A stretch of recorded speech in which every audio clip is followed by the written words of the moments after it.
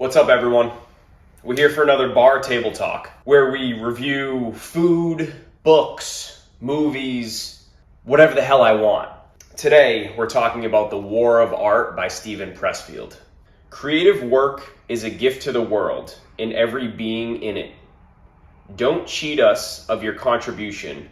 Give us what you've got. I've been getting back into reading and was recommended this book by a few different people, actually. I'm really glad I started with this one. Overall, the main takeaways that I got from this book is one, to wake up the inner artist inside ourselves. And what I mean by artist, it could be anything that really drives you, that you're passionate about. Two, resistance is what's keeping us from doing our best work. And three, if we're able to fight that resistance or fear that's within us all, that is when we start to do our best work, which is important for the growth of our soul, very deep. And I wanted to share a quote as to what Stephen means by resistance.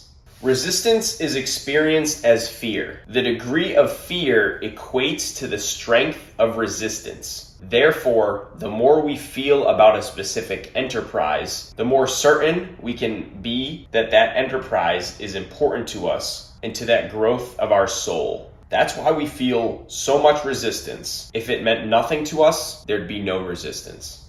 Simply put, the way I take that is the more you fear something, the more resistance will be in the way to try and stop you from doing said thing. The reason I enjoy this book so much is because you can really relate this to any endeavor, passion, anything you're really pursuing. Particularly with me resonated because as I get into filming more, there were a lot of days where I decided not to show up because I was afraid that the content wasn't that good. I was afraid what others might think of the content I was putting out. Then he goes into saying when we're doing our best work is when we're becoming what he calls a professional versus an amateur. And I wanted to share another quote as to what he means by that. The amateur plays for fun. The professional plays for keeps. To the amateur, the game is his avocation. To the pro, it's his vocation. The amateur plays part-time, the professional full-time. The amateur is a weekend warrior. The professional is there 7 days a week. So to me, this is about putting in the time, the effort it takes to becoming said professional. It's something that you're consistently contributing to, and it's an easy concept, but it's hard work. And it's the level of hard work that's put in that separates the amateurs from the professionals. He lists bullet points as to what he means exactly by what he refers to as a professional. Now, I'm not going to list them all, but a few of them are: we show up every day, we're committed for the long haul, we master the technique, you get it. Go on, but it's essentially, again, what separates the professionals from the amateurs. But not only in this book does he talk about the ups and downs of beating your inner artist, but in his own words, he explains where people's inspiration and creativity comes from. You may have heard the term before, but it's what he refers to as the Muse. The Muse, as I imagine her, is the collective identity of the 9 goddesses, sisters, daughters of Zeus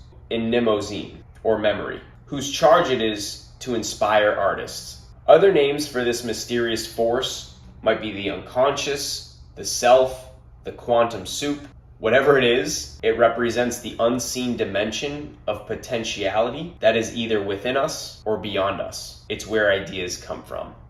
In the book, when he explains in his own words where ideas and these passions come from, it resonated with me a lot. Have you ever had an idea pop up in your head, doesn't seem to really relate to anything going on in your life? You're wondering where this idea came from, but you feel somewhat inspired to just go out and do it. Those ideas pop up in my head randomly, and I've never been able to explain it, put it into words. I just kind of go with the flow. And I take it as sort of a calling now to go out and do it. Sometimes I would go and pursue those ideas, sometimes I wouldn't. But when he puts it into words, it really paints a picture as to why it's important to go and do these things. He's not saying every idea or thought is going to be perfect or come out great, but it's more important to continue working on these ideas is what's growing you to becoming that professional. And he goes on to explain if you don't pursue these thoughts and ideas, that what happens is less and less of these thoughts start coming to you naturally. And when it's eventually time to put in the work, you're left on your own. But if you decide to pursue these thoughts, these ideas, these passions, That's when the creativity continues to flow. You continue to get these ideas and you're sort of rewarded